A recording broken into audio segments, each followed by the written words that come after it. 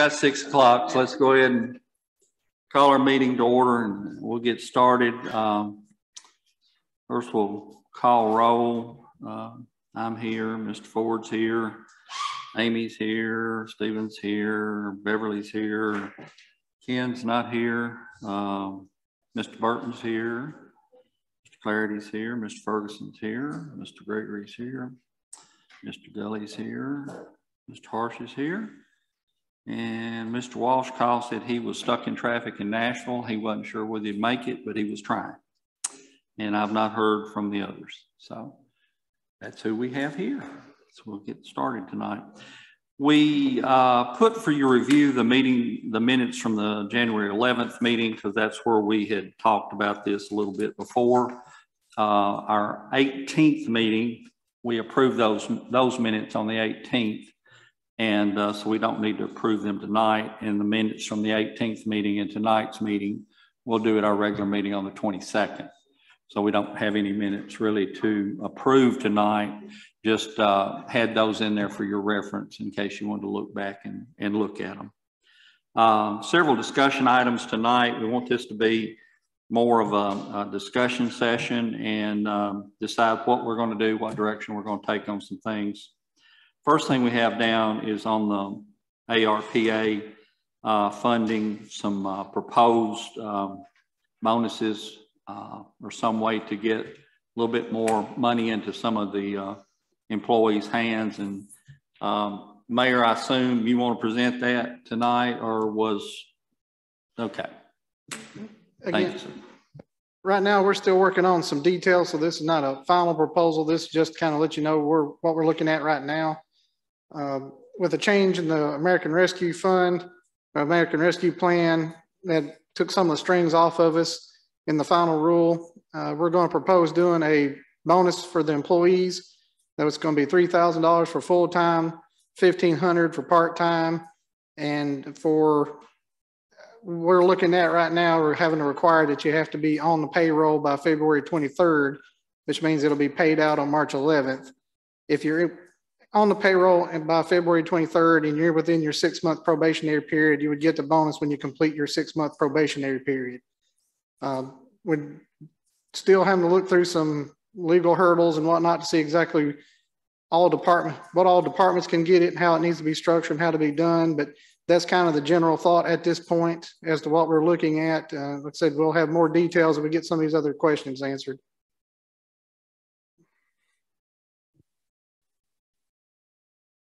Okay. I'm not sure I thoroughly I understood what you said as far as the amounts and the what. I think we need a little bit more explanation on the why and how and why we arrive possibly at that amount and what the total figure would be.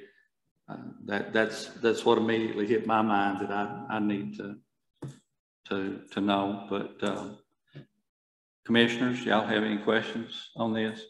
Will that be in one lump sum or broken down over in increments? That's going to be one lump sum. If you take it, if it does pass the commission on the 23rd payroll date, so their timesheet would come in on February 23rd, they would be paid on March 11th. That'd be one lump sum.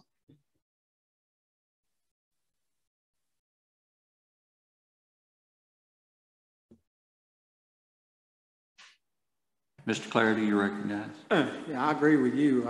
Why are we doing it? I mean, couldn't that money be spent on something else instead of just giving out bonuses? Well, we had members of the commission, and I think it went through law enforcement, was asking about bonuses, and some other counties have done $2,500 pretty much across the board. And those two of our surrounding counties, it was mentioned to me in several committee meetings, have done $2,500. So we looked at what other communities have done. We had a lot of our employees that worked throughout the coronavirus, which is what this money was intended to compensate them for, was the exposure to not just the public, but also each other, handling articles and that kind of thing. So that's where we came up with doing a bonus, is what was requested by some of the departments. We looked at it. Once we got the final rule that changed how it could be done, made it a little bit easier on us, whereas it was going to be very document intensive and there was a lot of reporting requirements and you had to come up with a methodology of how you did it and all this stuff. The new rule greatly simplified that. And this is just a way to compensate and thank the employees for what they've done during the pandemic, coming in working. So the 3,000, we've got some other communities have done more than that. Some have done less than that. So this kind of puts us in a ballpark of what other communities have done. I have another question. Does that include elected officials and everybody, or is just? At this time, I'm only including employees. I did not include elected officials. Part of the original COVID funding was for necessary and essential personnel that were having to work during the pandemic and have greater hours or exposure. And this is in keeping with what a lot of that money was intended for when it was appropriated. The question initially in our conversations about this came up with who are you giving it to? You know, we knew we wanted to do it with police and fire, or police and ambulance and emergency services. That's a no-brainer.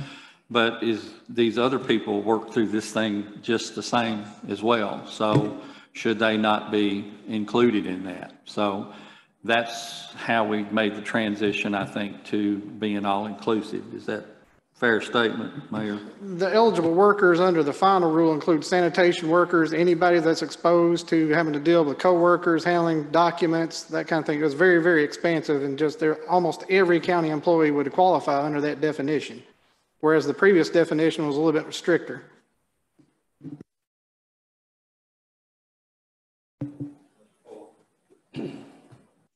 I'm still sort of unclear to who all is going to get this.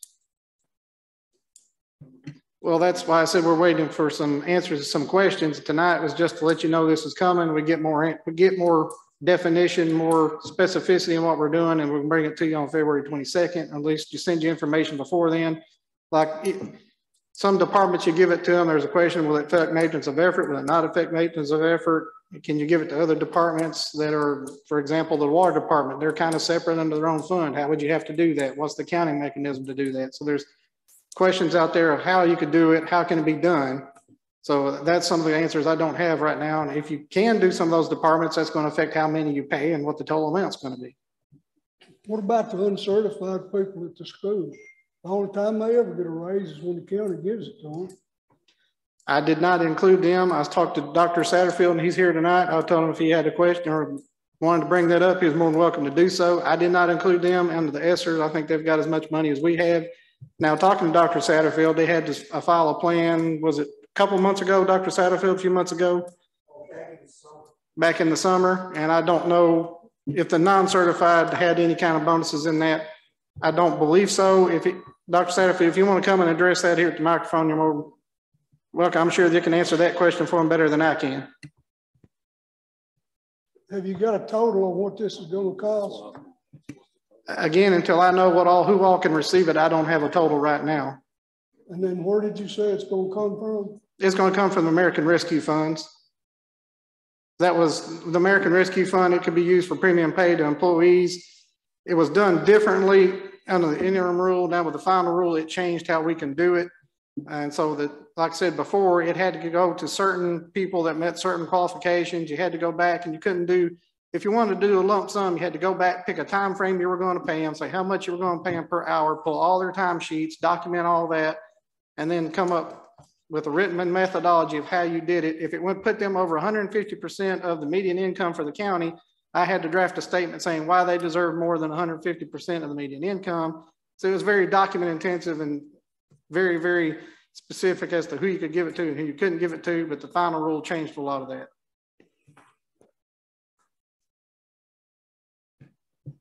Dr. Satterfield, you're recognized, please, sir. The question to me? If the non-certified student employees, were they going to get this bonus as well? Our bonus was $1,000 bonus to our teachers, our certified teachers. It had a performance piece to it. and they had to miss 10 days or less of school. So, you know, these are federal monies. They have to be linked to student outcomes.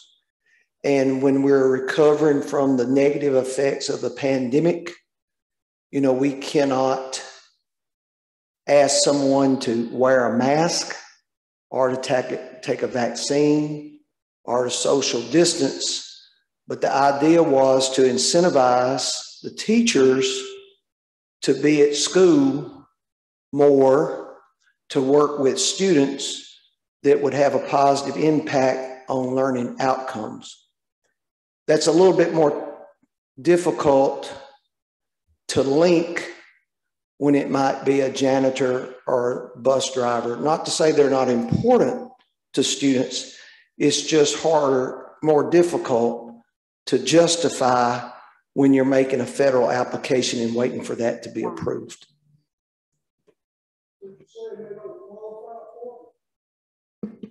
I didn't say they didn't qualify. I'm saying it would have been hard to justify.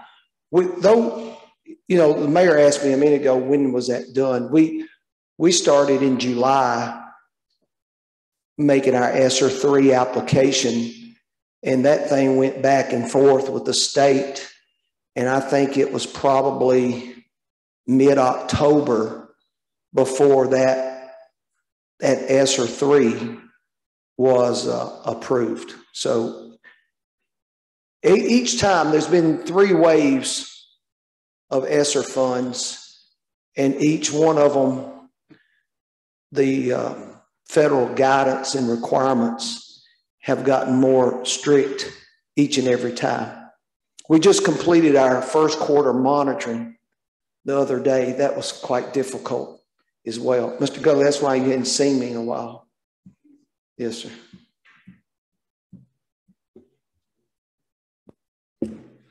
Mr. Satterfield, you said if a teacher missed less than 10 days per year, what if they're quarantined and have to be out? Does that count for 10 days, or do they still? Approved family medical leave does not count against them. So, you know, that goes by family medical leave guidance. So whatever that guidance entails. You know, if it's to care for an immediate family member, or if they had COVID themselves, and then it has to be validated by a physician or a positive COVID test. The family medical leave has the same guidance it would have in pre or post COVID. But approved family medical leave does not count against them. It's a good question. We are also allowing, where we can, is allowing our teachers to telework. So if they are quarantined, and all of our teachers and all of our students have individual Chromebooks, computer devices, so they can teach from home, and then we put somebody in the classroom supervising the students. So the teachers under quarantine can still teach remotely to students while they're in quarantine. That's been very helpful for us over the past 2 years.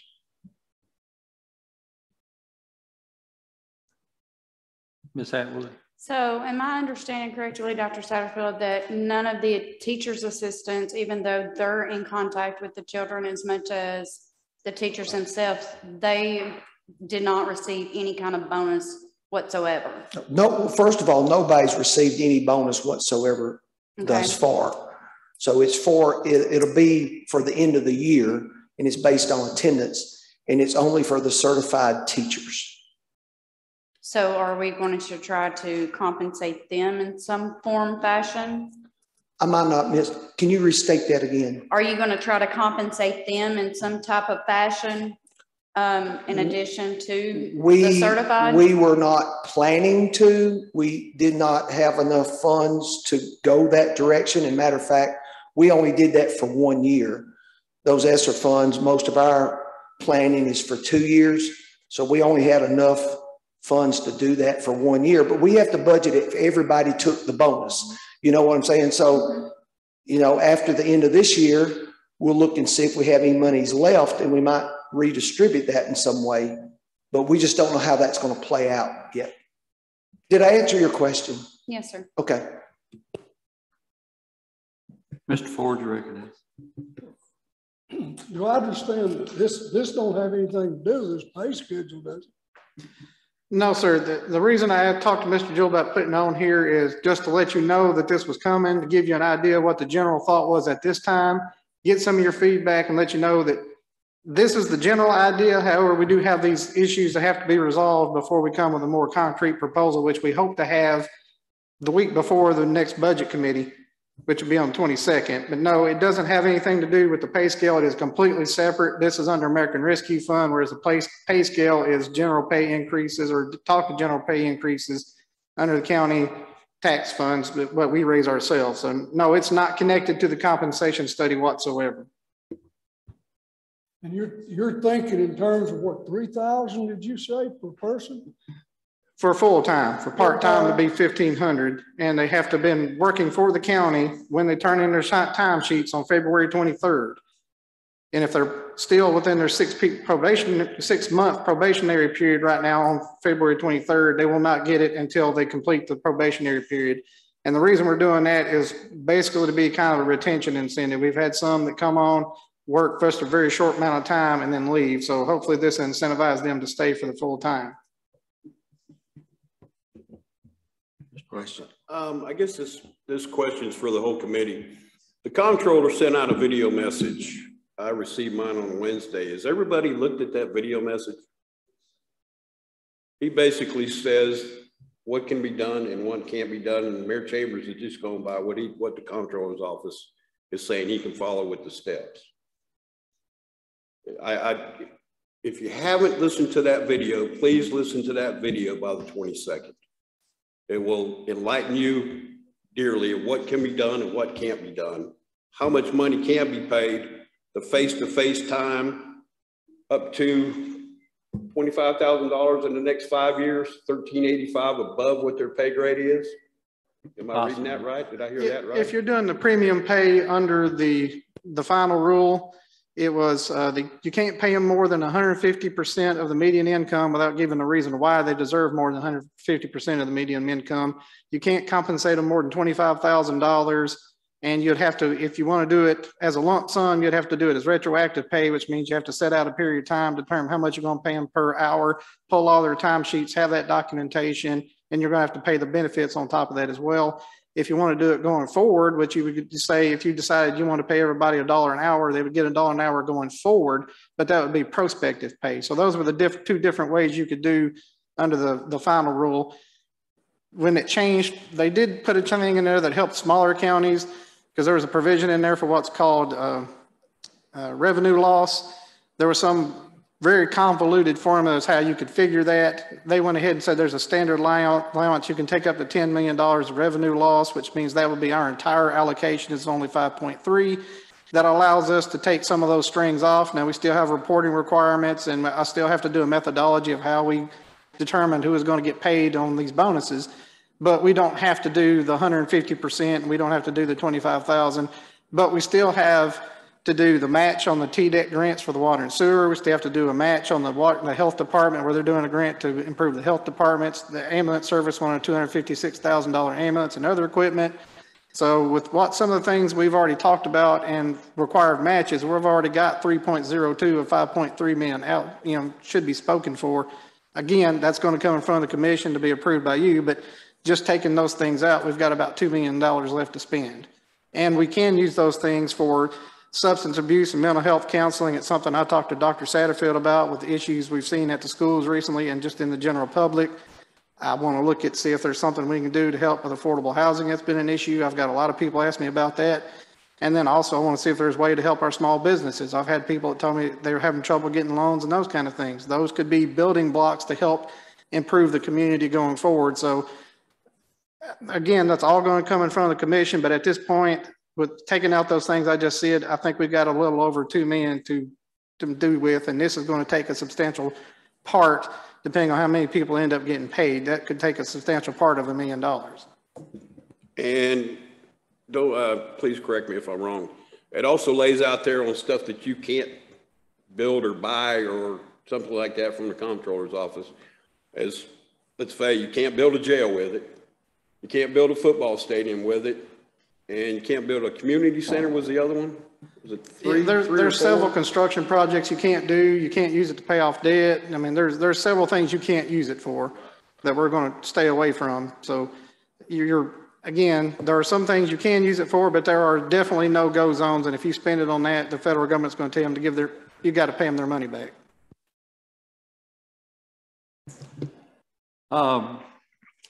Just wanted to, the main reason for putting this on tonight is a lot of our department heads are facing a lot of questions about why are other departments in other counties getting this and we're not. And we wanted them to be assured that we were looking at it, going to try to do something if it was possible. We kind of made them that promise in some of the past meetings. And it's just to let them know and let our employees know that we're trying to make this happen, that we're looking at this. We've got a lot of details to work out on it, but I think we've covered it tonight, pretty much what we needed to do for tonight. And I don't want us to take all our time up on this that we're not prepared to even come to a decision on tonight. And I'd like for us to move on if there's no objection. Mr. Chairman, if I could just say, if you have any questions, you can email me, call me, come by the office, we'll discuss it. Right now, this is just the general proposal. If you've got an idea or thoughts on it, please don't hesitate to call and let me know, or come by the office or send me an email or something. I want to get everybody's concerns and questions answered. Thank you, Mayor. Compensation study implementation. The personnel, part of the personnel policy revision has been through personnel committee. They felt that we needed to send the, I guess you'd say, the pay part of it over to budget and finance. And we ran out of time last meeting, weren't able to get into this. And that's the main reason we're here tonight, is to try to go over that and to come to some conclusion as to mainly what we're going to do and when we're going to do it. And Mayor, I'll let you jump in on it. Okay. I believe Mr. Thompson did a pretty thorough presentation on it at the last meeting. I don't know that I can add any more to it than he did. He covered pretty thoroughly. So I would just say, is there any questions on the proposal that they submitted as far from the committee? Could you give us just a 40,000 foot altitude, some of the things that the objectives of what it's going to accomplish and what it's going to do, and as far as step raises and things of this nature, and how the wage study was put together, just kind of as a refresher, not anything terribly involved, just kind of a synopsis. Well, the wage study was, we discussed it during the last budget year. We have some questions about how our compensation ranks among other communities, not just around us, but like size. So we contacted Burris Thompson Associates. They looked at several counties around us, as well as the counties kind of our comparable size and revenue, income. And they sent out surveys to them. Not all of them responded, but they did get a good substantial number of them did participate. And by looking at our job descriptions, what they took and created new job descriptions, compared those to other jobs in surrounding counties, they came up with the pay scale that's presented. And they looked at our positions, adjusted them to, I think, sometimes within 87% of what the market rate is. They calculated if you did step increases, if you wanted to do an immediate increase, was what they proposed. I believe it was a total of increased pay of $133,713.96. Now, that does include the water department, which will be not out of taxpayer funds, that'll come out of ratepayer funds, and that'd be up to the water board. And then a general increase after that to get them up to where they thought they should be in relation to what the surveyed communities were. And so which would be what they call the general increase. So they were proposing a two-step increase. Once you did the immediate increase and the general increase, the total increase in compensation to employees would be $235,553. And that is just to employee pay, basically adjusting them their hourly rates. That would not include benefits like Medicare, Social Security, and other things we have to pay out. So that would be in addition. So add about another 13% to that number, and that should be the total increase in expenditures for the county. Now, the pay scale itself, they looked at each department and looked at the positions, and they came up with grades for each position. As you get greater responsibility, training requirements, and education requirements, you move up the proposed grade scale. So the higher you move up in what would be basically management or more responsibility, that increases the grade scale. They came up with, I believe, 14 grades. And then they came up with 16 steps. Now, each step, the first starting out step should be, if a new employee comes in, they would start out on step 1, and then they progress as they're going through every year, getting increases of 2.35% on each step. So you could have an employee, if they're coming there, get satisfactory reviews, and their department head or elected official recommends them for a raise going into their budget. Each year they could increase 2.35%. See, if I have an employee that merited the increase every year over 5 years, they'd get 11.75% increase in their pay. And they said, given growth that you normally see as far as, inflation and whatnot, cost of living, the 2.35 could keep you somewhat competitive in that, so we won't fall behind. I know in the past we had done sporadic raises or here and there, and this should be something that could be done every year. Now, keep in mind, as Mr. Thompson said, that does not include any, he called it cost of labor adjustment. So if, like, for instance, this year, I think cost of living or the cost of living adjustment that Social Security paid out was, you can correct me if I'm wrong, 5.9%, I believe. So if you wanted to do an adjustment for that, that would be on top of what's in the pay scale. So you would adjust all these numbers up. If you did 5.9%, if you did 3%, it'd just about 3%. But that's kind of what his proposal was. And if, again, I can answer any questions on it to the best of my understanding. I think he did a pretty thorough job when he was here. And they are more than willing to come back and answer any other questions as well if they need to explain it any further. Thank you, Mayor. I think so many times in the past when we've tried to look at these things, we didn't have hard data or anything that we really could hang our hat on. It was just what our feelings was or what our thought process was, and we all individually had different ideas. At least this time we have some hard data, and it's very appreciative to have that for us to look at these things to make these decisions. I guess the first thing that we need to decide is whether we agree with this whole process that was used, and that we, I hate to use the word buy into this data, but that we accept this data, I guess would be a better word. And if we do, if we're happy with the process that's laid out in it, and at what point and how are we going to implement it? Am I missing something, or is that kind of what we need to be looking at, Mayor? Is that where we're at on this? Well, whether or not you're going to accept the data and all that stuff, that's completely up to you. I thought maybe you were here for discussion on the pay scale, how that's going to go. I know the benefits was a little bit separate, and that's why we did retain the health insurance broker to look at our benefits. That was something separate, but it's completely up to this committee, wherever you want to start, whatever you want to go over. Now, I can go over some of the communities or counties that were done. Most, you see you got Smith County, Sumner County, Wilson County. Those are counties that immediately surround us, and we have lost employees to just about all of these, Macon County as well. And then we had other communities are included in here, Lebanon, Lafayette, so cities that we've lost employees to. And then also some other communities that are statistically close to us in either population, revenue, income, things like that, or closer to another metropolitan area. That's how those came to be picked. And then again, that's why I said they sent out surveys to all these communities to see what they paid like positions that we had here. And their feedback is what came to the market median.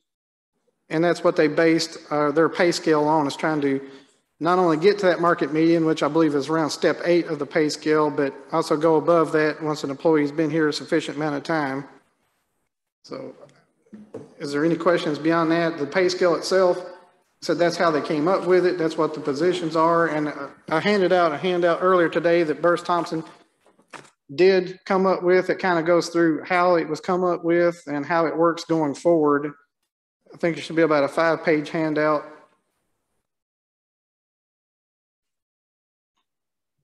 It says the market rate is determined for each job based upon the salary survey data. The county targets the 50th percentile of the market pay rates for each job. And they got the survey sources from other municipalities, counties, and general businesses in our area identified for each job. So that's kind of how it says the pay structure was come up with. So is there, again, what specifically, I know Mr. Thompson came and did his presentation last meeting, did a pretty thorough, in-depth look at it. So what questions do you have for me, or based on what Mr. Thompson said? Well, we keep referring to Mr. Thompson. I guess without just being blunt, I'll be blunt. Are you comfortable with this? Do you recommend this? Is this what you want us to do? Not what Mr. Thompson suggested. Is this what Mayor Chambers wants us to do? If you want to retain employees and attract employees, we're going to have to do some of these. Yes, this is why the direction I think we need to go. Again, we don't have the benefit part of it. No, you know, we went through the budget last year and you asked for a salary study. We did a salary study. Now here it is in front of us. Is this what we want to do? Yes, it's biting off a big bullet, but I can tell you right now, I just signed a contract to increase the pay for Core Civic because the state of Tennessee increased theirs. Somebody just jumped $9 an hour. We're competing not just against other local government, we're competing against private businesses and everything else. So we've got to get in some kind of competitive area, and this should get us into that area. Thank you, Mayor. I will add to that I am 100% on board with this. I've looked at it. I will support it in any way I possibly can. I just, sometimes we don't always seem to make ourselves, our positions clear on things. I do have questions on how we would implement it, when we would implement it, and things of that nature. But as far as the need to do it, absolutely there is a need to do it in my thinking. So your turn. Thank you. Mayor, one thing, could we please remove this water and sewer money off of this total? As I said, before we start talking about anything, I mean, these people are looking at this bottom number, yet you're going to take over $40,000 off the bottom of it. Right, and that's why I said that will be separate, and that's why I tried to say that's separate from the taxpayer. That actually falls under the water board if they're going to do those increases under their budget. So yes, you take that out, and as you said, I think it's roughly 40,000. I don't know the exact number, but somewhere roughly in that. So you take those off, and that is a conversation I actually had with Tommy yesterday, and that has to be determined by the water board. That's done under their their own funds, under their rate paying. That's not come out of property taxes or sales tax or anything else. So yes, you would have to take that off. Now, the reason it's included on there is Mr. Thompson, they were included in the study, so he gave us data on everybody. He didn't split off them because they're separate. But yes, when you're looking at what we're paying as far as the county employees that you normally look at, aside from the water department, because it's its own enterprise fund, you take those off. You take the 230, what was it, 233? Yes, 235, 553, and subtract, like you said, roughly 40,000, and that should get you, if you're going to go ahead, if you're looking at both increases, both the immediate adjustment and the general increase, So if you take let me get my calculator out, and I'm sure Mr. Gully, it looks like he's already working on it. Basically, you're looking at $221,000. That includes your benefits. It includes the 13%. That includes benefits. That's what I want. Yes, sir. That's what I want. I want to know what the benefits minus the water department. Minus the water And I'm not department, talking you to get my 196 times your benefit percentage. It's going to come out to 221,227. Starting number. That's Yes. where we're going to start. That is both phases, everything, That's both phases. putting it in there. Okay. Sorry for interrupting you, Mayor. With benefits. No, thank you very much. I'd rather have No, the that's exact good. number if we can She get had it. it. You already had it written down, didn't you? Yeah. That's why she handles the budget, and I just come in and assist her and get her feedback on what the numbers actually are. So that being, Mr. Ferguson, your excellent. so that being said, if we're reducing the overall cost as we're pulling the water department out because they're generating their own revenues, and we're going from 235 to 221 to get us to the playing field that they're wanting to be at. So then on a reoccurring cost yearly from that point forward, I think we were somewhere around $110,000. Am I saying that correctly? And if so, does that include the water department's funding, or is that separate? So that's separate. So it's separated it from it. Okay. And benefits are included in that figure as well of 110, just like it is what we're talking about right now. Is that correct? Okay. That's my understanding. Does this include the highway department? Does not include the highway department. Are there No. any other departments it does not include? It didn't include Does not schools. include schools. Right. Sure. Every other department was included. Okay. Is there a reason it does not include the highway department? I asked Mr. Scruggs if he wanted to be included, and he said no. He's pretty much aware of what the pay rates are for highway departments, and he didn't feel a need to be included. Okay. Guess that answers that. It does not answer that about, however, the school system. And we had that conversation, and I brought it up in personnel, asking about the school system, and the explanation that was given was that they could do their own study. And I'm concerned about that, because if we're going to do something where we're increasing step pay, that's a big deal. And in theory, I'm in favor of this as well to a degree. I want to see what that final figure is. But I'm not in favor of this if we're going to let some departments be a part of it, but then exclude others. And to the point that, you know, we have 72 non-certified employees in the county. I checked it out. There are bus drivers, there are cooks, there are maintenance workers, our office staff, our janitors. All these people will, in all likelihood, be funded almost entirely, maybe not entirely, but almost entirely funded by the county. They are county employees. And for us to just simply say, they can do their own study, to me, lets this become incomplete. Now, let me say this. Don't hear what I'm not saying, which is what I've heard from somebody else. I think it's a good slogan. I'm not saying I'm against this step, what we're talking about, but I am not happy with the fact that there are entities and employees, and I call them employees because that's what they are, that have been left out. They should have been part of this study. They weren't, and they should be.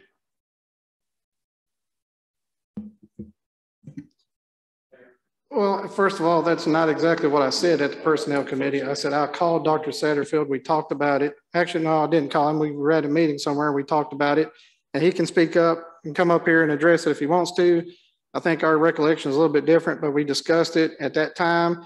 He said, no, he didn't want to be included. He has a pretty good idea what the teachers are. Now, if he wants to come up and say, give his side of it, he's more than welcome to do so, but that is why they were not included. I contacted every department, everybody in the county, and saw if they want to be included. The ones that want to be included, told me they want to be included, are in this study. I've got something. Dr. Satterfield, would you mind come up here and squash this for us, please? This is getting way out of hand. Mr. Burton, where you want me to address? What you and Mr. Chambers talked about, and Okay, okay. Okay, yes, sir. Yes, sir. My recollection is at the community center, I don't know what the event was, chamber meeting, I guess. And somewhere in that, this comparability salary study was mentioned at that meeting. After that meeting, I went to Mayor Chambers and I said, are the schools going to be, and my recollection was I didn't say teachers or anything. I said, are the schools going to be included? And he said, you can run whatever study you want to. And I said, okay. And that's my recollection. And again, I'll repeat, my recollection is I asked if he wanted to be included, and he said no, but he would like me to send him the name of the company that is doing the salary study. And I said, okay, I'll do that. So that's up to you all to decide what direction you want to go, but that is how it happened to me, just like I called Mr. Scruggs. I contacted every department, everybody involved, and see if they want to be included, because that would affect the price, and I want to know if they were going to be included. And if so, what was the new price going to be? Because I had to relay that to Mr. Thompson. Mr. Chairman, I have a recollection too in that personnel committee meeting, and was when I asked that question, your response was, Mr. Chambers, was that they could do their own study. And that's how it was left. So there it is. Bottom line is, I would like to see them be a part of a study to see if we're paying them the amounts of money as we are people that are around us. And I think we've left them out. And then, 72 people are non-certified. That's a lot of people, and they live in this county. A vast majority of them probably do. And I think we owe it to them to include them. And if we're talking about raises, step raises, I don't think excluding them is the right thing to do, regardless of who ran the study, who was supposed to run the study, who was left out of the study. I said it then, and I'm going to say it now, that those people deserve to be part of it. Mr. Clarity. I agree with Bill on what he's saying. If we can't get all employees, we don't need to do any, because they're all getting paid out of the county budget. So if we can't get them all, why are we just picking a few that's choice or leaving the others out?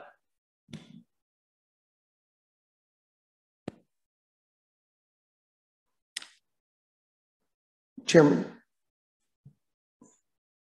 Mr. Ford, did you have something? I don't know legally how that stands. We've got a lawyer back there, he might tell you, but it looks to me like you could set yourself up for a lawsuit right here. Discrimination. He's shaking his head no, so I guess that means no. I mean, you can be sued for anything at any time, but I don't think there would be, my understanding, wage, there wouldn't be any basis for it, would there? Mr. Satterfield, did you have a thought? Yes, sir. I think for my perspective, this is not real difficult, and I saw the mayor a day or so ago, and I've got several of my board members here with me, so I'll be careful. I don't want to speak out of turn, but our cooks and our janitors are making $11.19 an hour. And I understand that you can go to McDonald's and make $15 or $16 an hour. And I don't think you have to spend a great deal of money to do a comparability study. I mean, from our perspective, I think it would be easy to look at your categories of your employees and your job descriptions, and then look at what that looks like it on our end. I'm sure you can find what's equivalent to a janitor, what's equivalent to a cook at the jail or whatever. And I think what I've heard some of you say in here this evening, we just want to treat everybody the same. And I think that our employees deserve to be treated the same. And these are the employees that take care of our children and our grandchildren every day. So that's the only thing I think we're saying is we just like to be included and be in the conversation and treat everyone the same. Thank you, sir. This study is only full-time employees, is that correct? It only addresses the step and everything on it full-time? No, it includes part-time employees as well. Okay, so the 72 employees that we're talking about with schools are obviously, they're not 72 full-time employees. A lot of those are part-time. I mean, I don't think a bus driver, is a bus driver a full-time employee? Is a bus driver considered a full-time employee? What would be considered part-time within the school system of the 72 employees? Bus drivers? Okay, but typically who is that? Part-time, it would only be our bus drivers, and then we have some part-time janitors. Okay, but typically everybody except bus drivers. Yes. Okay, that was my point. I just wanted to make sure that we were clear on that. I think we could ask the school board to do what Dr. Satterfield suggested, to look at our steps and what our salary ranges are and see how that translates into his personnel and the positions that they're in and what they're getting paid, and maybe give us some suggestions on how to include them best going forward. I don't know that would preclude us from necessarily going ahead with this and just add that into it later on. Same way if we had all of a sudden the highway department decided they wanted to be a part of this, they could be added to it at a later date. Is there any reason not to do that, Mr. Beller? Hate to put you on the spot on this, but is that a doable solution? I've been here at all these meetings, and that was the thought process, was to start someplace. And you've gone through, and Mr. Thompson's been here multiple times. These have been public meetings, and there's been a lot of input, and just listening and to everyone here. You can start this in phases, and I think there was maybe even some. I don't think he may have come right out and said it, but there was some allusion to that you could start someplace, and if you needed to add to it, like bring in the schools, bring in the. Obviously, you don't know what those figures are. They're not on the table. They're not static figures. I know everybody wants to, well, what's the dollar amount right now? You don't know what that is. But I implore this body, and I'm going to step out of the role of county attorney. You're going to have to do something. I've been in county government for a long time, local government a long time. And matter of fact, I serve in the next county over in a certain particular capacity. And every day in and day out, I see folks coming in and out of the departments that I'm working with, and they're just, you're losing a lot of people, particularly the ones I see the most, and I know there are more. The ones that are most observable by my eyes are correction officers. And they just run through them right and left. And it's getting to be now where it's a lot of your clerks that are involved. They're leaving and they're not coming back. And I think the hidden denominator in some of the things that I want this body to understand is the duress that they're under on a daily basis. The public at large, and you don't have the same problems in private industry as you do the public industry. The duress that these people are under. The public is getting more and more vicious in the way they treat and handle local government employees. We deal with that, or I deal with it a lot here, and I see it. And if you're going to want to keep the ones that you've got and move forward, the compensation is going to have to come up. It's going to hurt. There's nobody here, I think everybody here knows that. And I certainly think that everybody, in the back of my mind, I'm over here thinking in terms of how many cents are we talking about? It's a reality, though. It's just a simple reality. It's a reality for Dr. Satterfield. He's got the same thing. I'm sure that And like I know one school system that was advertising for bus drivers. You can't go down I-40 right now, and you can go to eastbound I-40. Correctional officers, $5,000 signing bonus. We'll pay you X dollars. We're all competing against your neighbors, Sumner County, Trouser County, Smith County, Macon County. I would like to see this. You asked the question. I'd like to see you to move forward in phases to do something. And I think that's the direction you need to go. And that's just my counsel on the matter. So I'm sorry I took up so much of your time, but that's just felt like I need to express that. No, we certainly appreciate, hit the microphone, please. I certainly appreciate your input on that. And I just wanted to make sure that there was no reason that we couldn't do that, that if we want schools included, we can make schools included. This is, are we thinking this is going to take effect immediately, or were we looking at doing this in the start of the next budget year? I mean, to me, it's not, you know,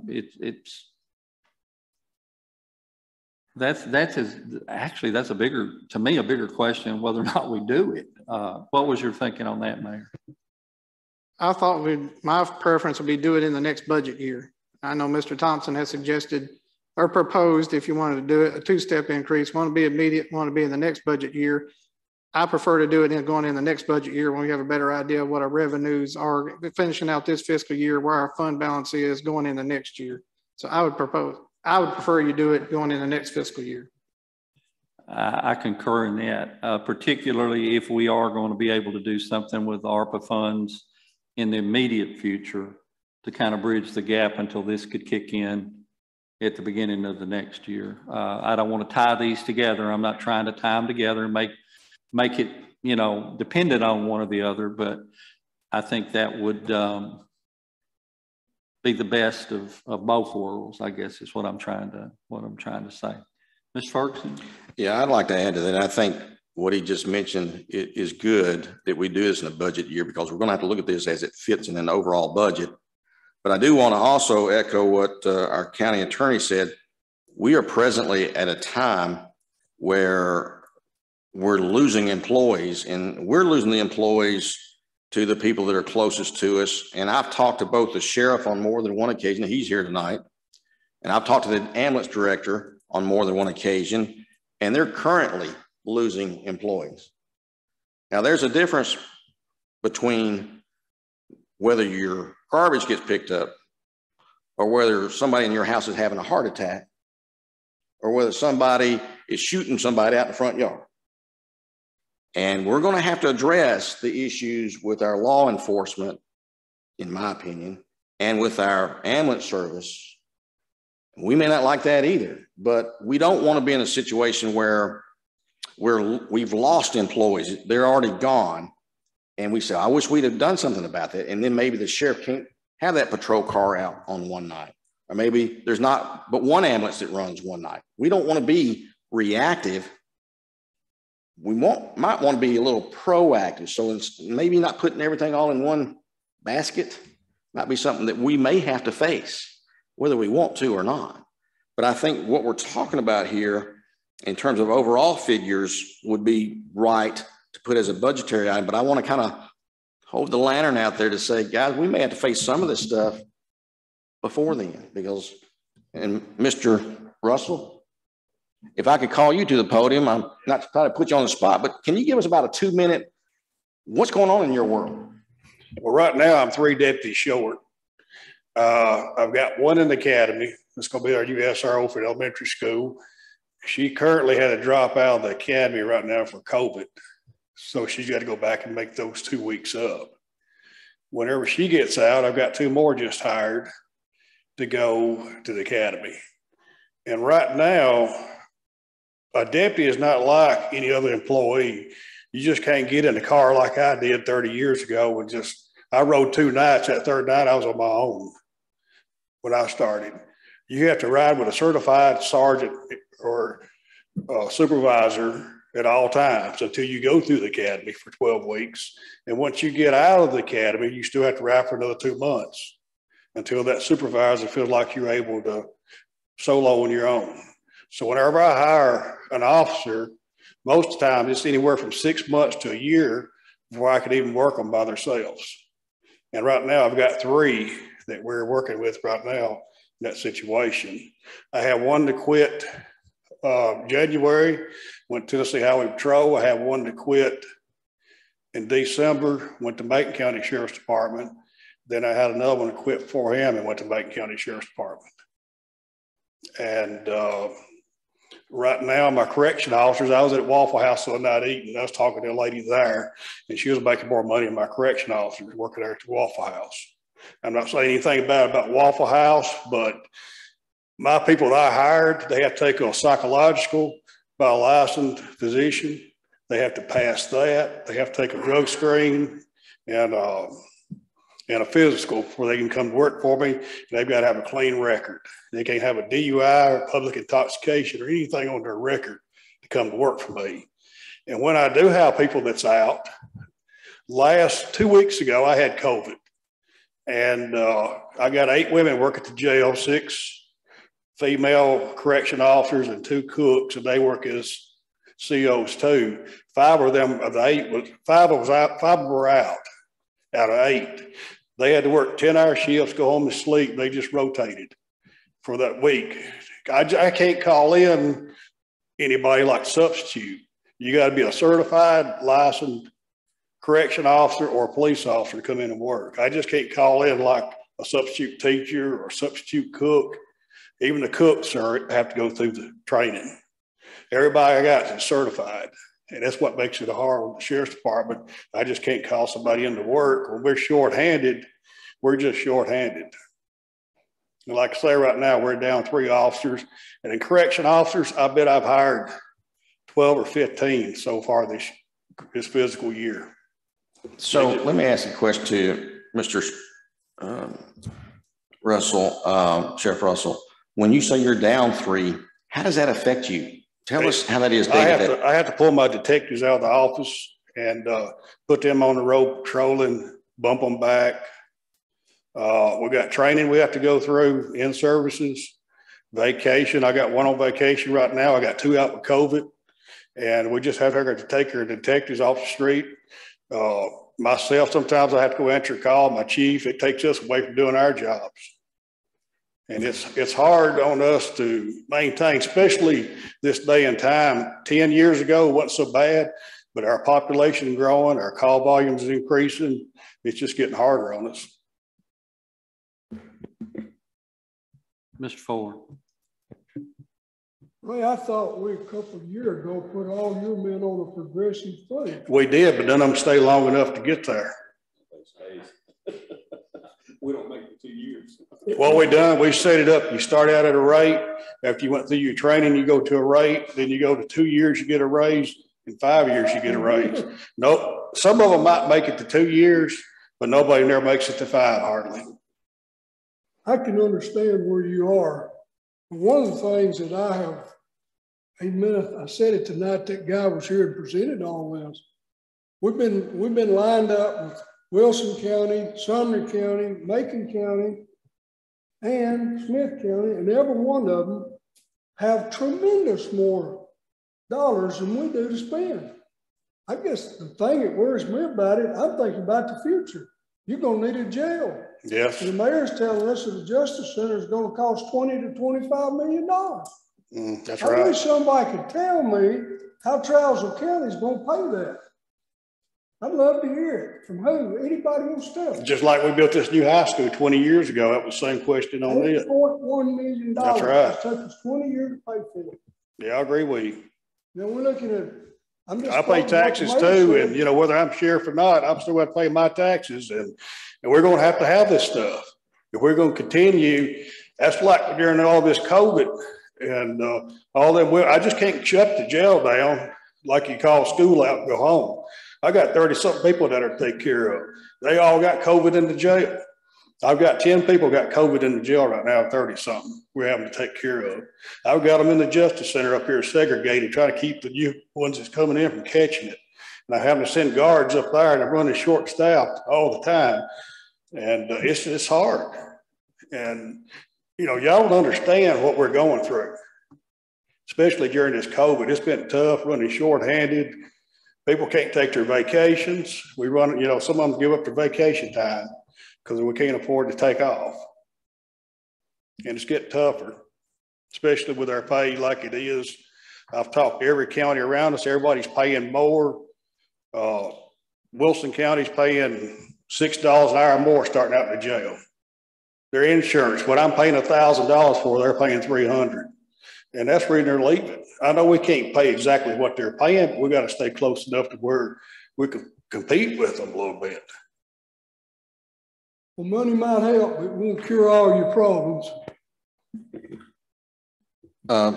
Mr. Gully, you were next. A couple questions. Mr. Sheriff Russell, while you're still there, of this $221,237 that we were talking about right here on this upfront initial, how much would that change each of your workers in this piece?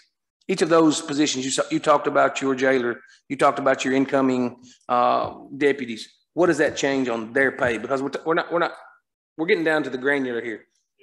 What does that change to their pay? Well, all of them, you know, every one of them is a little bit different in pay. It's depending on what the schedule is. But what I asked for the biggest increase would be in corrections, is what I see. Right now, corrections, we're $2 or $3 underpaid from Macon, Smith. Wilson's even more. Like I say, Sumner County, like $20 an hour. And they're all doing pay studies right now themselves. They're going to go up even more. I hear what you said there, but what I asked was, what does this money affect of those entry-level positions we're talking about that you're needing to get adjusted so that deputy, that first year starting on you to get you hired, where you can keep him here more than 2 years? I heard you say you can't keep him here 2 years to even get to the step we've already put into place. Yeah, most of the deputies leave after about 3 or 4 years. And all of them I hadn't hired and put through the academy. Some of them come in on, I've hired from other departments that are already trained. And I filled out a grant for these last 2 I got in there right now. Hopefully the state will take that and we won't have to pay their classroom, which is about $3,500 a piece. Interesting. So, and if at this point we don't know it, we can get it in the future. Right. What I'm asking is, what is this? Is this going to? You said you're having trouble getting people hired and getting people to leave, and I certainly believe we need to adjust those pieces, especially in the place we're talking about right here. In our first responders is where I'm talking about right now. What I'm looking at there in this case is we're talking about a large sum of money. We're talking about a raise. What is that affecting in those positions that you're truly hurting in our county right now? I think it'd make a difference, you know, the pay will. We would have to look at it on the individual classifications to know for sure. But a better question in my mind is, you've looked at this, you're aware of what it is saying, and you think it would have a significant impact on Oh, yes, I think it would. I've got some people right now just looking and waiting to see what's going to happen. I think I've got a few that's going to leave if things don't change. TDOC has raised their pay up to starting out $22.49 an hour. TDOC with a $5,000 signing bonus, and I have 3 that's thinking about going. Which they'll have to drive to Nashville every day, but for that kind of money, it'd be worth it for what they're making now. Mr. Chairman, I think that's just an illustration of what I wanted to point out, that what we're looking at tonight, only step raises. And in theory, I'm for what we're doing here. I want to make sure the dollar figures crunch right, because we do have other things that affect us. But in some departments, especially some of those in emergency services where you have to have them, they have to be trained.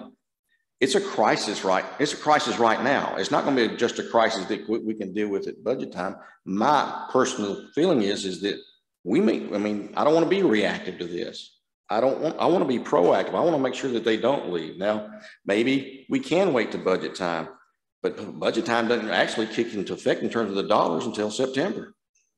And so can we wait till then? I don't know. I know Mr. Beatty has stepped up here, and if he can give me 2 minutes, I've talked to him about it. Mr. Beatty, would you please come tell us your situation? This is a big budget concern. Year would start in July. We're 5 months away, 4 months away by the time we did this. So it's not September, but it would start with their pay in July. So, yeah, so 5 months down the road, 4 months now. you say the end of February before we can approve it, you've got basically 4 months until it would kick in. Right. So we're months So away. that's right. Yeah, I think we'd be Yep. there pretty quick. And that was, like I said before, a lot of the reason on the other was to address this immediate need in the places that it was most needed. Right. Mr.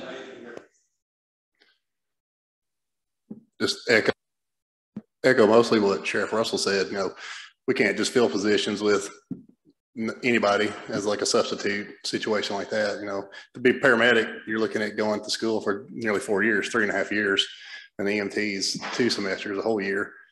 And we're to the point now, the state has the governor issued a executive order that we can hire non-licensed people to be driver operators. And we're to that point.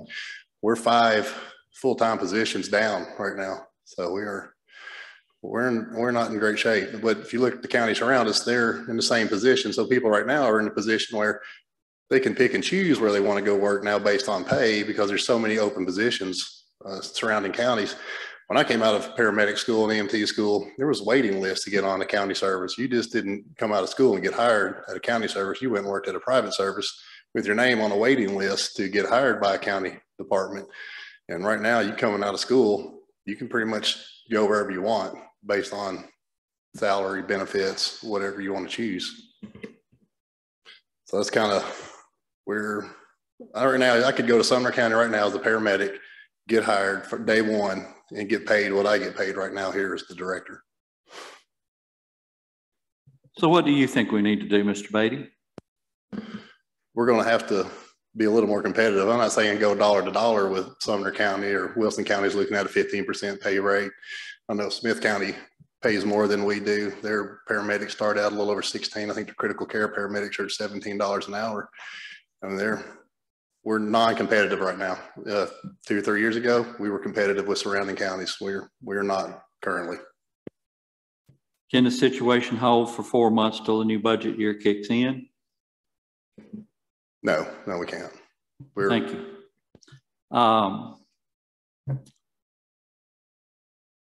Mr. Ford. We've talked about 2 things, and I think it's run together quite a bit, but the bonus is, the way I understand the mayor, that could be done anytime between now and budget. That don't have to be waited till budget, does it, Mayor? No, sir, and that's what, no, sir, and actually, since that's American Rescue Fund, we don't have to do it twice or anything. We don't have to amend the budget or anything like that. We can spend those funds. You know, we can do that. As I said, if the county commission were to approve it this month, I would want to do it saying you approve it with the understanding everybody on the county payroll on February 23rd gets the bonus. And that would help with retention. Director Beatty and I discussed it in my office. We think that'll help with retention.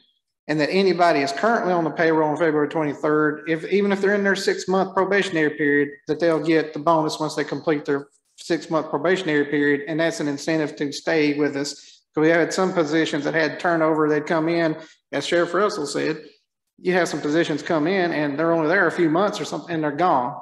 Hopefully this will be an incentive to retain them in those positions. And like you said, get us to where we've got this increase coming in to make us more competitive with the other, not just surrounding communities, but also private employers as well. The thing that I see we need to do here is decide who's going to get the bonuses and get it started as soon as possible. And then worry about this other thing coming right behind it. You're not going to do this other until your budget year anyway. But you could do your bonuses. Yes, sir, but we are beginning to get into the time period of putting the budget together. So we need to know whether this is going to be in place in that budget year. It's also a bit of an incentive to the personnel that may be thinking about leaving, knowing that this is coming in July. It's not going to fix the immediate need. That's why I pinned you down on that. And I know what I want to do, but I don't want to, from the chair, interact my thoughts. I'm trying desperately not to do that. So y'all are going to have to decide what you want to do when, like we've said, and then we can, try to get it going, try to enact it, try to make it happen. Yes, sir. Why can't we decide who's gonna get the bonuses now? Because right now we're talking about the wage study, trying to decide what we're going to do with it. If we want to take it up once we're through with that, we certainly can. Hopefully we would take that up at our regular meeting on the 21st, 22nd. That would be a part of it. We could certainly have a resolution prepared so that it could go back to budget. We would have hard numbers, and then we could vote on it at our regular meeting on the 28th.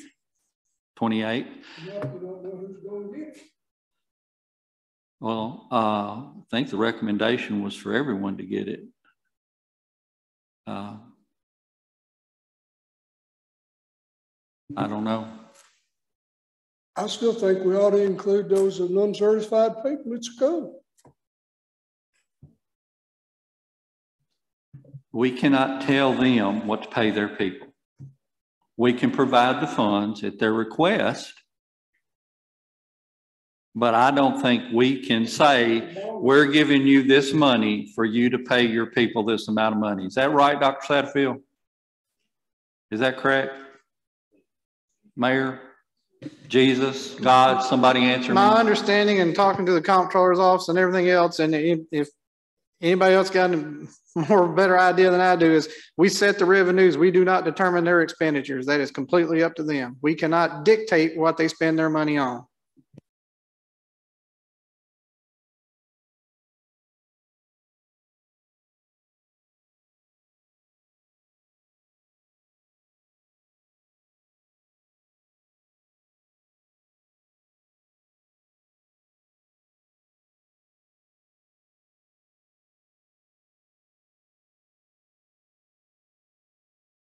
I understand.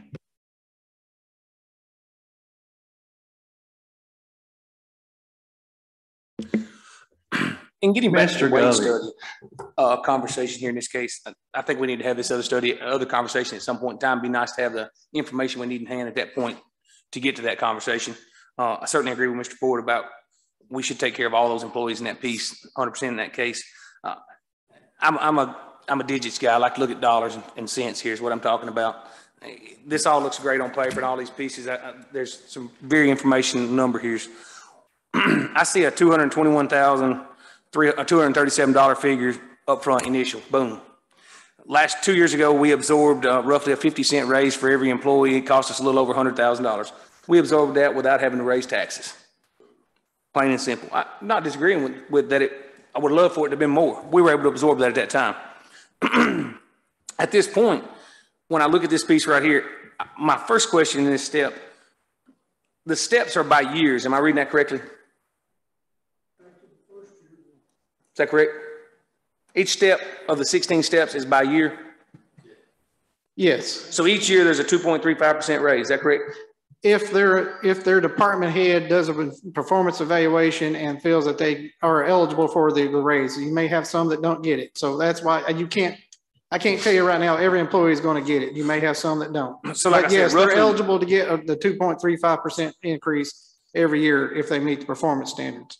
So like I said, roughly every employee, we're looking at giving a 2.35% raise every year, which is $100,000 every year on top of this. If we put this study in as it's written right here, we need to be very careful of what we think going forward, because this county, as I see, cannot afford. There's not a county in this study that doesn't even have a Walmart in it. Go look it up real quick.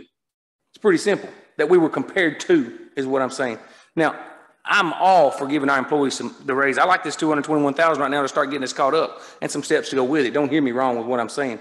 But I'm also not for this county getting into a situation where we've got to continually, listen, when I walked on this thing 4 years ago, I heard budget talks that were very tough. For the last 3 years, we've not had to have extremely tough budget talks.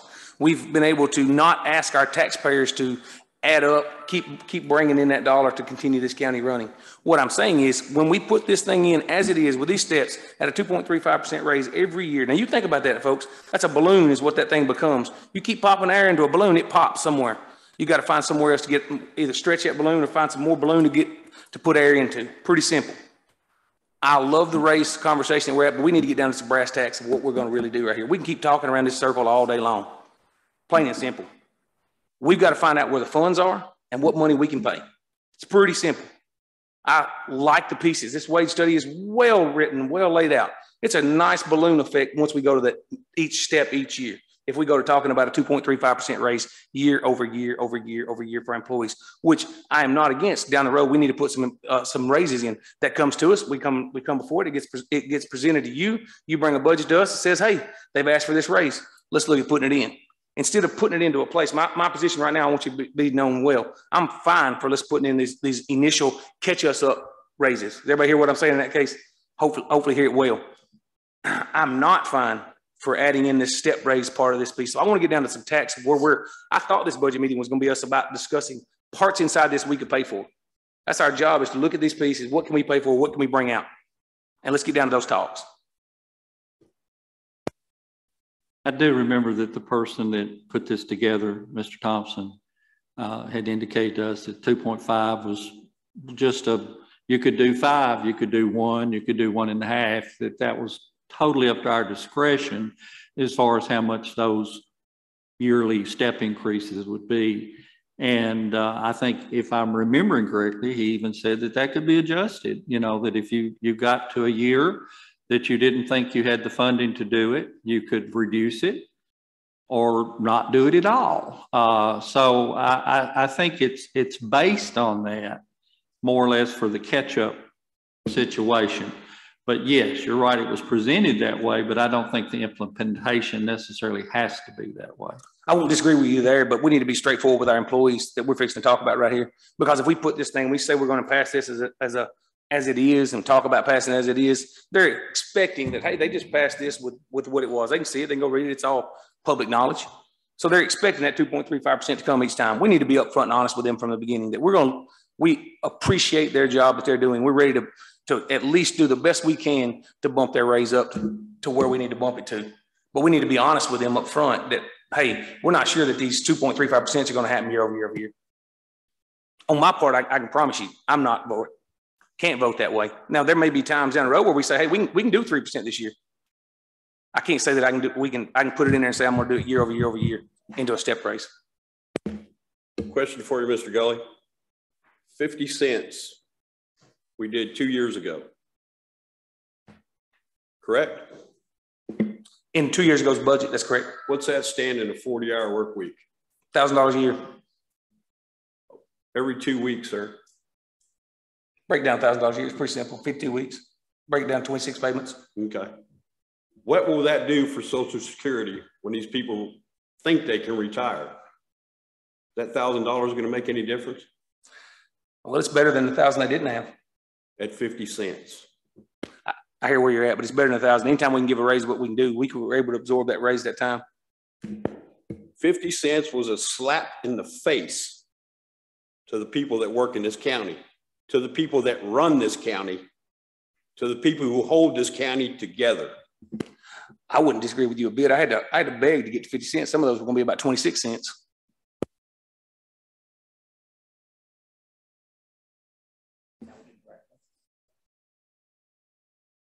Mr. Jewell. Yes, sir. Thank you.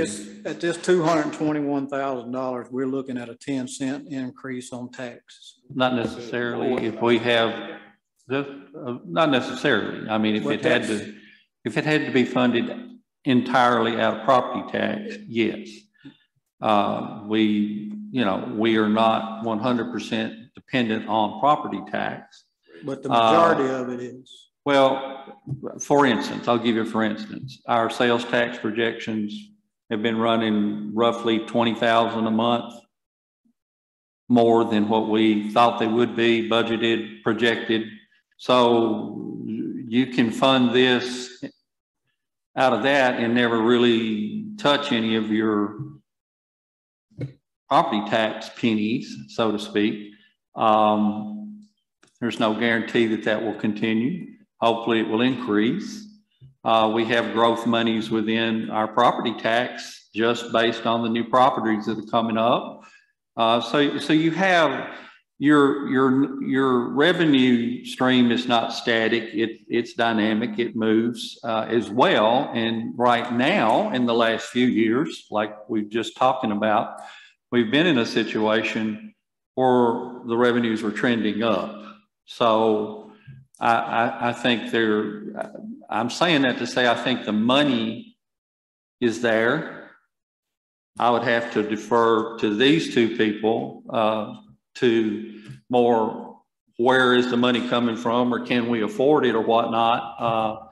But from what I see, from my chair and my perspective, we should be able to fund this without it affecting property tax. Okay, but does the sales tax, you says up $20,000 a month. Okay, doesn't the school get half of that? So that leaves us 10,000? 20 our share.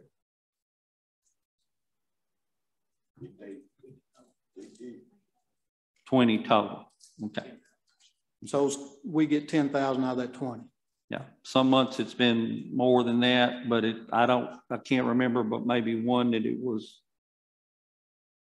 any less, maybe 18 or 19 or something. But I'm just saying it doesn't, my point was that it doesn't necessarily equate to that amount of money, percentages, pennies being added to the property tax rate. That was all I was saying. Yeah, but I'm just saying we can't count on that whole 20,000. I'm not saying that it all would not, that you would not necessarily need that. It's going to depend on the budget year. That's one reason we wanted to, I thought, try to do this discussion at the beginning of the budget year, so we knew exactly where we were with everything starting into the year. But it's, I just didn't want you to get into the mindset that this was going to automatically make the property tax rate go up that amount. It could, it probably won't, but I don't have that crystal ball. Go ahead, Mr. Ford. Right now, I don't see any problem with it. We can afford it without any problem now. It's down the road, 3 or 4 years, we're going to be looking at enormous tax increase. Any way you look at it. Unless we decide to build that jail in sections, that and the Justice Center. This county cannot afford what they're telling us it's going to cost. Not today, not next week, not next year, not 10 years down the road. But as far as this, we can. The bonus, we got the money for. This, we don't have the money for. Well, we got plenty in fund balance to do it. Now, one thing, Mr. Gully, that guy said, every year it would start somewhere around 100,000, but every year that will increase because you got your 2.35 and then you got Social Security and withholding on all that. So every year that 100,000 is going to be more. And then next year, even that will be added on to it. Yeah, it's a snowball type effect. It's a snowball. I think what I said a few minutes ago is where I was going with that 2.35% with a balloon blowing up. That's right. What it is becoming. And it also, you have growth, you have more employees. So you know, you're always going to have increased payroll. Your payroll is not there again. It's not going to stay the same. I don't think year to year. You're going to have increase because you have more people to provide more services to. But that's another point. Mr. Gold, did you have something else to add?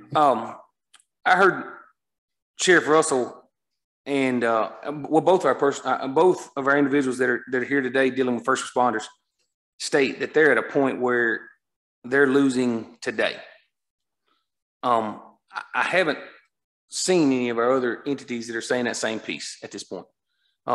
Listen, you go anywhere in this country right now, it doesn't seem like, and not find a place where it's hard to find employees. We're seeing that everywhere. So that's pretty simple. But I'm with Commissioner Ferguson on one thing very sure here. We've got to have those first responders filling those positions. Safety of our town is important. Not saying that those other jobs are not important. Don't hear me wrong. I know Dr. Satterfield wants to get those schools open every day he can. It's better to have those opportunities. There's going to be those days and those pieces. We've got to have those places filled. Pretty simple.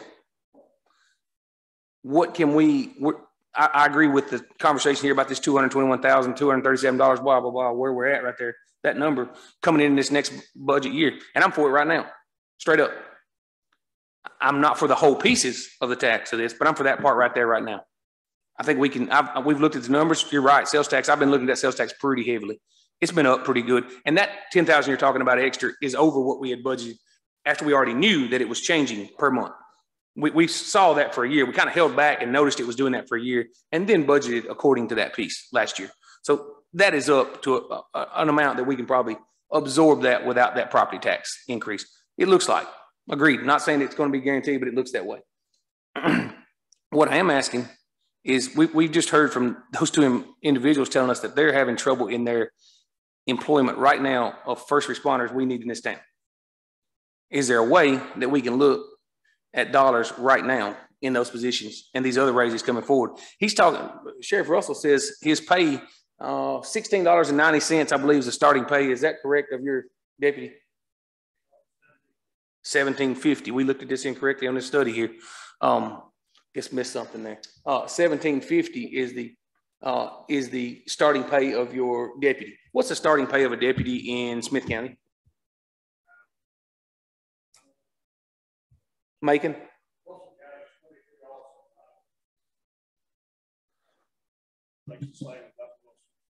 We have any idea what Macon is? I don't like it more than what we are.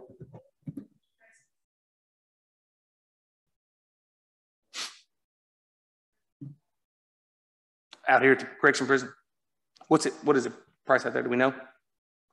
What I'm asking is that some numbers I'd like to get seen in front of us very soon is what I'm saying here.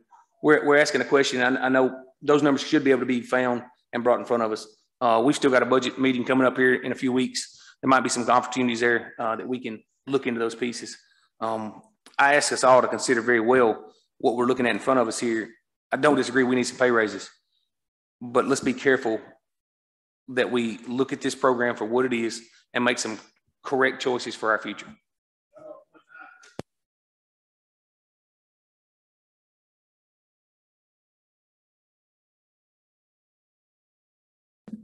Back a few years ago, we done the step plan. I got us up even with Red Bowling Springs. I don't know what Red Bowling is paying now. Clay County pays a lot less than us. I do know that, but I'm not competing. People leaving here, going to Clay County though. But I know Wilson County pays $22 something an hour for a deputy starting out. And they're doing a pay study right now. They probably going to about $4 or $5 an hour raise there. So that's going to be a wider spread than where we're at now.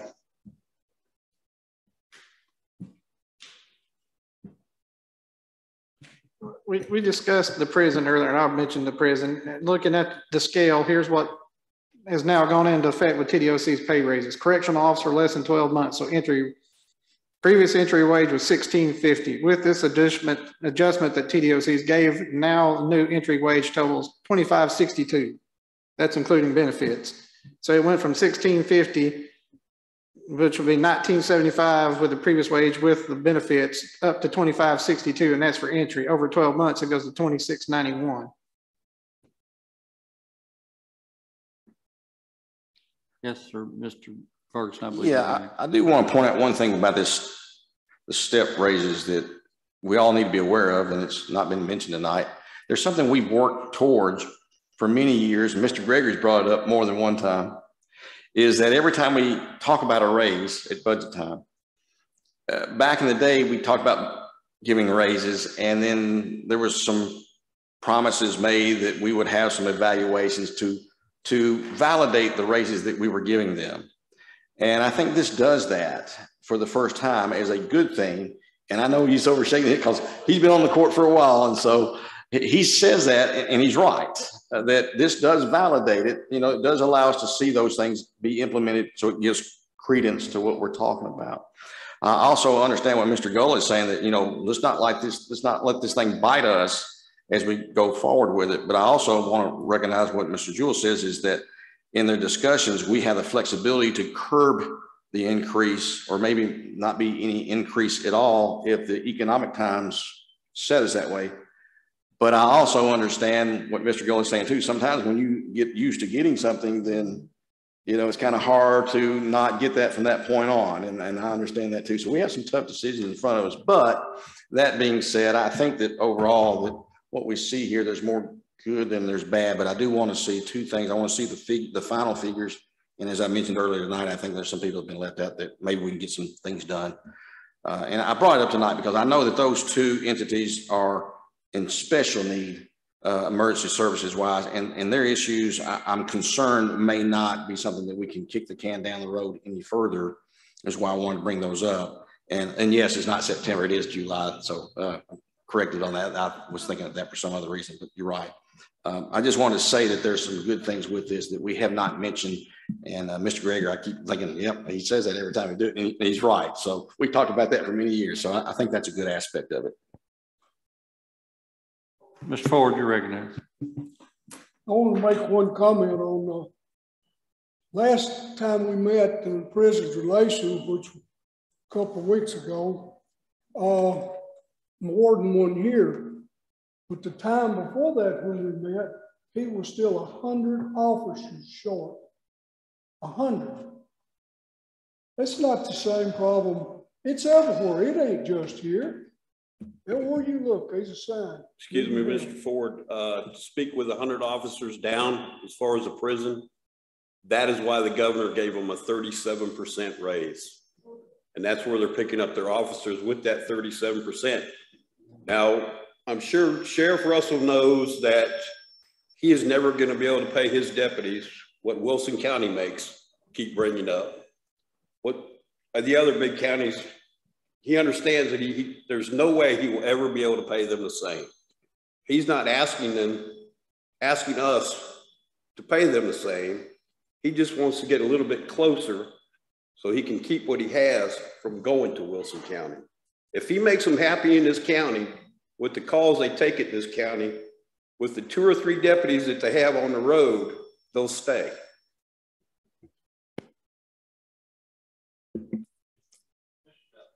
With that said, can we get those numbers for, let's say, the average of average salary, entry-level salary of our deputies in Sumner, Wilson, Macon, Smith? Can we get that averaged up and brought to us at our next budget and take that dollar and then show us what our average entry levels is so we can do some actual hard number conversations? Yeah, I just got a text from somebody in Wilson County. They start out at $22.93 an hour. So that's why I'm saying, can we get those numbers? And we start out at $17.50. That's why I asked, can we get Macon, Smith, Sumner, Wilson? And they get ready to get a $5 increase. Can we do that for ambulance as well, Mr. Beatty? Absolutely. Thank you. Yeah. And come in with our entry levels of that same piece to that next conversation. Can we do that for both of them? Can we come in with our entry levels where we are currently at those same places? Thank you. Appreciate it. Absolutely think that would be helpful. Question is, what do we want to do tonight? We're not deciding it. All we're making is a recommendation to the full body, whether to put it on the agenda for the next meeting or whether we're going to kick it around more or we need more information. I'm not trying to cut our discussion off. Please don't think I'm trying to do that. I just want us to focus on what we're here for tonight.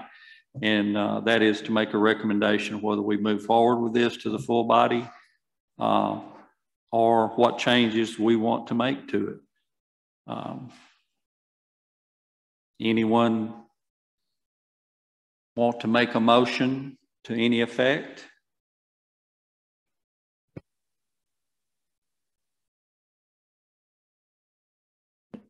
I would like to ask the question, when are we going to get these numbers from the other counties? And why haven't we gotten them before, for one thing? But is it possible to get those numbers to at least my office so I can present it to the committee before the next meeting?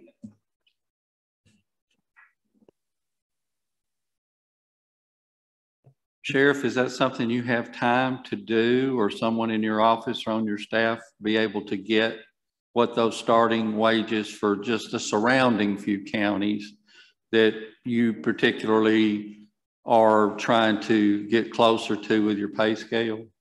I thought that's what the pay study was. It is and it isn't. Yes. How to answer that? The pay study has Smith, Sumner, Wilson, Macon, Lebanon, Lafayette, Putnam, Jackson, Dixon, Cumberland, and Bedford counties. And the market median is the average of all those pretty much put together. But it does not break them down individually, does it not? No, it doesn't break them down individually. I think that's what what market median studying group. I think what he was asking for was a more detailed breakdown, but maybe I misunderstood. Okay, thank you. Mr. Buckmaster, you're recognized. I think its study also does not take into consideration the very substantial pay increases that surrounding counties have given their emergency services personnel within the last 6 months. This study was a glimpse in time before hyperinflation and before this wage thing hit. I mean, if we did everything recommended here, we're still behind the 8 ball. And that's a lot of the reason that we were trying to implement this bonus thing, was to try to take up some of that slack. Am I correct in saying that, Mayor? Yes, sir. Is to do something as soon as we could, and then give us time to go through these and look at the wages and do something as we're going into the next budget year when we have the reappraisal for the property, know what our tax revenue is going forward, so we make a more informed decision. Having said that, we're back to square one. What do you want to do?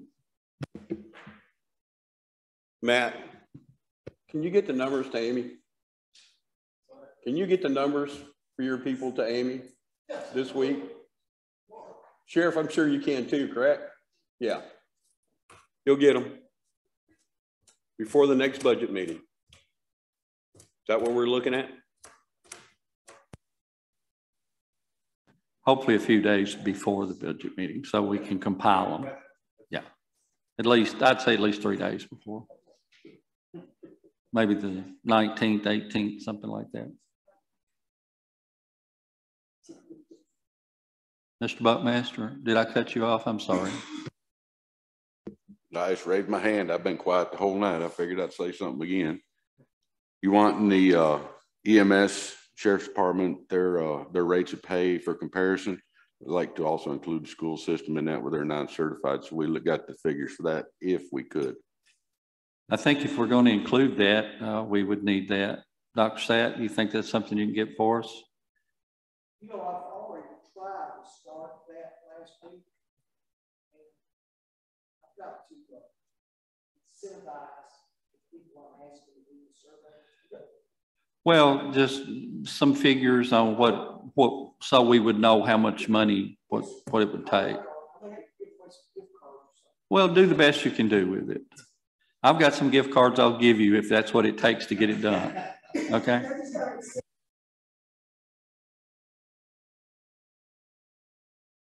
Don't tell me I don't go the extra mile. Yes, sir, Mr. Ford. I think tonight's the first I've heard about the bonuses the mayor is talking about, but we have that money sitting there. If we just get our heads together, that could be something to kind of support this other thing going forth and maybe keep them from losing any more employees. Well, it would take care, it would be the most immediate way to affect the situation that they're dealing with now. That's money that we got. We ain't got to worry about where it's coming from. Now that they've given us the discretion to be able to do that we didn't have a month ago, that's, once we got that, that's one reason we were looking at this way. And that's why we brought it up tonight is, you know, yeah, we have the discretion now to use those funds. Some of us feel like this would be the best use of those funds, and some probably won't, but it would certainly help with the situation of the personnel bleed that we're having in an immediate way. And that was the thinking. It will not affect your budget. It will not affect your penny rate. The money's there to be spent, and it will hopefully help with some of the personnel bleed. Yeah, certainly if y'all want to recommend that, we can have that ready for the next budget meeting and put it on this month's agenda and hopefully take care of this, but we need someone to get us started in that way. Yes, sir, Mr. Ford. I'd like to personally do that. Also include the 35 teachers in the group.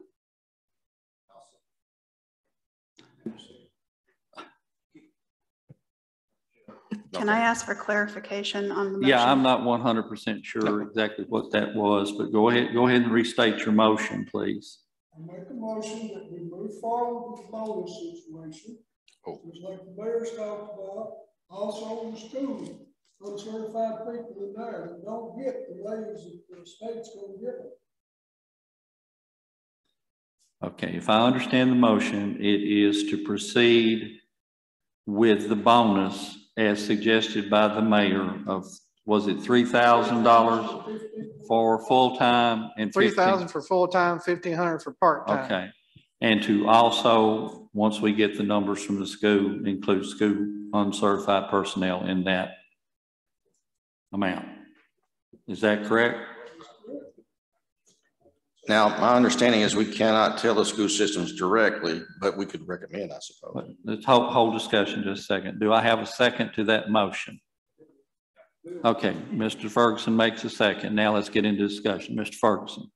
Yeah, again, I don't know that we can mandate what the school system spends it on, but I certainly hope that the school board would see that what we're attempting to do here and that they would go along with that, trying to help out the ones that are the non-certifieds. And they may come back with something that might be even expanded even more, but I think our concept is solid in what we're asking to be done. Any other discussion or questions? I would also like to say, because you are wanting to include the 72 employees at the school system, the amounts might actually go down so we do not overspend this amount. I don't want y'all focusing on just the 3,000 and the 1,500. Thank you, Ms. Amy. That was what I was literally fixing to ask, is where are we at? So let me make sure I understand this motion. We're saying that we're going to recommend this to the full body, that the mayor proceed with this bonus. Is that the way I understand this piece? Even without yet knowing that all the dollar figures of it. I'm just being careful here with where I'm at. That's how I'm reading the motion currently. So,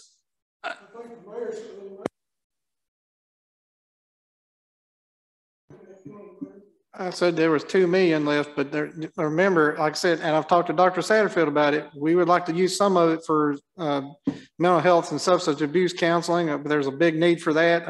That's something Kathy Atwood's pushed forward. I've got a meeting coming up with our health council. I suspect that's what the conversation is going to be about. And then also trying to use some of it for help small businesses. I've had several people say that they would like some kind of assistance there. And I think it'll help us as far as our local economy generate some of those sales tax dollars. And then also look at affordable housing.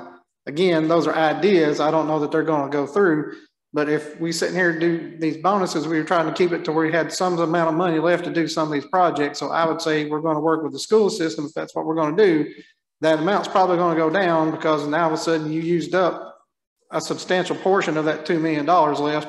And the water and sewer one I've got in there right now is just to do the match. If you go beyond that on the project, you're going to need some of that to cover that difference. Just our personnel, not counting schools, but including the highway department. It's 450,000 you're talking about. So when you add 70 on top of that, you're getting on up into some big bucks real quick. Thank you. That's kind of what we were wanting to do, but you made the motion to go ahead and do it, Jerry. We can. Once we get these figures, see it on the whole body. That's what I basically meant. Do we not need to get these figures together prior to the next budget meeting before we push it to the full body? I'm just asking. Okay. If that's what you mean. So then I guess that needs to be revised, Ms. Amy. Okay, can you read the motion that you had recorded, please? Before. All right. Yes. I have a motion to move forward with the bonus to include the non-certified school employees, 3,000 full-time, 1,500 part-time. Motion by Ford, second by Ferguson. It's got to go to full body for approval. It needs to be, the amount needs to be approved by the budget committee before it goes to commission. You need to have those figures in the budget. Yes. I defer to the chair. Mr. Gully. So are we amending that to state that it will have those figures ready for the next budget meeting? Is that what we're stating? Well, I'm just asking because if not, I'm at a no on this. I want to know where I'm at. If we don't have them, we can't present it because we're going to have to present a dollar amount. So we're going to have to present a dollar amount.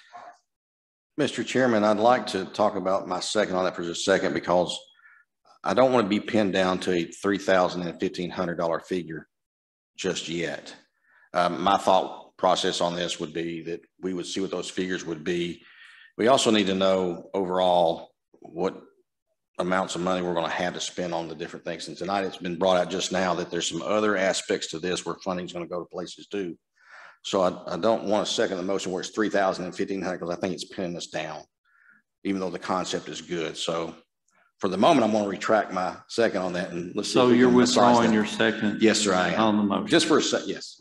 Okay. Do I have a second on the motion on the floor? Do I have a second on the motion on the floor? He rescinded his second. We haven't voted on it. He rescinded his second. That's, I think, okay. So we're back to square one. If I Motion might, fails for lack of a second. thank you. If I might, I will get numbers together for the February 22nd meeting. You can make a motion and vote when you have the numbers in front of you. Will that work for the committee? That would be my recommendation. Do we want it in the form of a motion? No.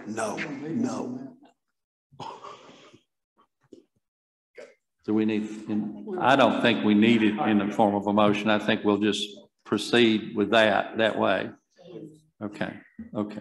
Thank you. Mr. Clarity. We keep saying that if we give the schools the money, we can't tell them how to do it, what to spend it on. I'd like to put Mr. Satterfield on the spot. If we give him the money, will he guarantee that they get what we give them? The board's sitting right behind him. Well, guys, you don't have to put that on. You're going to say his board's right there. well, I want to make that clear. Don't worry about it, they will get it. That's his board. As we all turn around and stare at you with remembrances of these similar circumstances in time past that didn't exactly go the way we meant for them to. Dr. Satterfield, I have a question. If you can come to the microphone, because all these people talking without a microphone, I'm going to get lambasted from the public. I don't know why they can't hear anybody. But the board, if I'm correct, the board will meet before the county commission. Am I correct? Our next board meeting is February the 17th. I believe the county commission budget committee meets February 22nd, and then that's a week after that the full commission will meet. So the board could have voted on this and directly said, we will spend this, and have some kind of, I want to say binding, but at least some kind of statement saying this is what we will spend the money on, correct? Yes, sir. If you, with some guidance from you guys telling me what I'm going to take to the board. Well, that's what my understanding is. You and I are going to get together because I've got questions on the 70-something positions. Some of them are bus drivers. And the last time you and I spoke, you said you needed numbers on cooks and janitors. And I sent you what we had on cooks and janitors. We do it as a contract service, so we don't have those numbers. But so that's my question: is how's that going to figure for those different positions you got? Or the bus drivers we can work you up. Else, or? We can work you up something. But that's you and I get together probably with Amy and Angie and go over and look at it, and then we'll have something I can bring to budget, and you'll have something you can take to the board. Thank you. I mean, just a simple spreadsheet that we have 15 cooks and it would amount to $15,000, and we have 3 part-time and it would amount to $4,500. so that we have a dollar amount reflected of what it will take and who it's going to. Not names, not individuals, right. but just the positions. Yes, position. We can do that. And you don't even have to break it down for school, just positions as long as they're in the same position. And I think we're talking about full-time positions. Is that what I'm hearing? Full-time and part-time. Okay. Yes, I mainly just need numbers. How many full-time, how many part-time? It's seriously that simple. Yeah, they had to be separate, of course, because it's separate amounts of money. Yeah. No problem. We want to give it to everybody. Yes. We can give it to. Yes. Thank you. Thank you.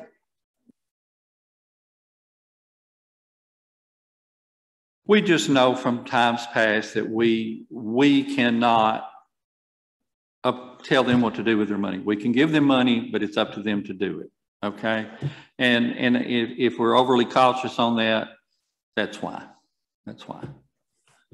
Okay. Is there other business? What do we want to bring back the bonus issue, or we want to wait on it till we have further numbers on it as well? I think we need to. I think we've had the discussion that we need. I think it's a matter of getting a little bit more detailed information that we can have at our next meeting and be prepared then to make a recommendation, either to go forward or not. Certainly there again, if you have questions, get with Amy, get with the mayor, get with me. We'll try to get you the answers that you need and deserve. And if you have profound thoughts of something that we haven't talked about, I think it's okay to share those ideas, and we'll try to make sure that we're ready and in a position to try to deal with this at our next meeting.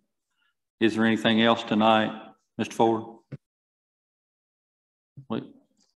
Ms. Baker? I wanted to make a public comment, or just I'm not on this committee, but I've got a few thoughts. In October, this wage study, it was in the personnel committee, and we voted to send it to budget and finance, and personnel committee recommended the wage study. It's been in budget and finance since October, and no action has been taken on it since. But tonight, first time we've heard about a bonus, we're wanting to go ahead and make a motion for that, and I just don't understand that. I don't understand why y'all can't make a decision on the wage study. We've had it since August, and I don't understand why we can't make a decision, or at least send it to the full body. I know I've looked at it, I've made my decision, and it seems like it's just being kicked around in budget and finance. Every time y'all meet, it's brought up, it's put off again, it's put off again. There's more and more questions, and I don't understand. You've had it since August. Why haven't y'all asked these questions before now? And it's just like with the school, the same conversation come up in personnel committee about the school's non-certified employees. You know, we don't pay, we can't tell them how to spend their money. I'm sorry, and I don't mean any disrespect, but their board knows what their cooks and their bus drivers are making. Shouldn't they take it upon themselves to do something about their employees?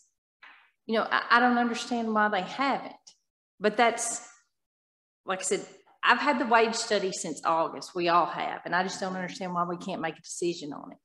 The employees for Trousdale County have worked through COVID. They deserve something. I mean, we've all got raises, us as elected officials. Some of us that get Social Security, did you not get a pay increase this last year? But I mean, pretty much everybody. And how do you expect people to work the same job at the same rate year after year after year? I would like to answer one question right there if I can. One reason I'm right here ready to have conversations about these bonuses is because a bonus is a one-time pay. It's not something that's going to affect this county over and over and over and over and over. One reason I'm more than willing to have that discussion right here, right now. That's why we're asking for those pieces, for those numbers to come back to us at the next budget. That's why I'm asking. Let me say it that way, not we. That's why I'm asking. Because it's very simple to look at a one-term figure and what that one-term figure is going to do to this county, and can we take care of it? Now, on the next question you asked, when we're looking at this wage study, I've mentioned many times my concern in terms of the steps and the continual overall wage study process of let's voting in a 2.35% as it sits right now. over year, each step for 16 years. That is something that will balloon this county into a position where this body will be sitting in some very, very difficult conversations with a crowd behind you that's not pleased with you in any matter whatsoever. That's why I'm having trouble with that part of that conversation right now. Plain and simple. I'll answer that question right, very flat out. I think we've all seen the amount of growth that Charleston County has had.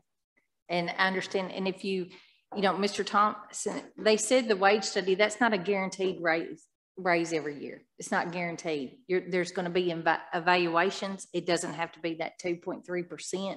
It could be, you know, that was just it was a basis to go, somewhere to start. You don't have to continually give it. You can reevaluate it every year. And that's what I'm suggesting we do, is reevaluate that every year. We give that one right now, match what we need to match, and we do that over and over. We as a body make that decision based on the funds we have and what we've got in front of us yearly, not put it into a piece where our public thinks they're going to get that year over year. When I say our public, our employees of this county believe they're going to get that raise year over year over year. Because when you pass it, they're going to be thinking, I'm getting 2.35% every year. They're going to start figuring out them numbers, plain and simple. That's what I'm standing on right here. I'm more than willing for us to have that conversation continually. Come to our time and our agenda for public comments, further public comments, I should say, I'm sorry. If anyone else like to say anything, anybody in the public that's here, this is your opportunity. Don't be bashful. We'd love to hear from you. Seeing none, we do have a motion to adjourn by Mr. Ford. Do I have a second? Mr. Gully makes a second. All in favor, please say aye. Aye. We will see you at the next meeting. Ken, did you have your hand up? I'm sorry. Okay.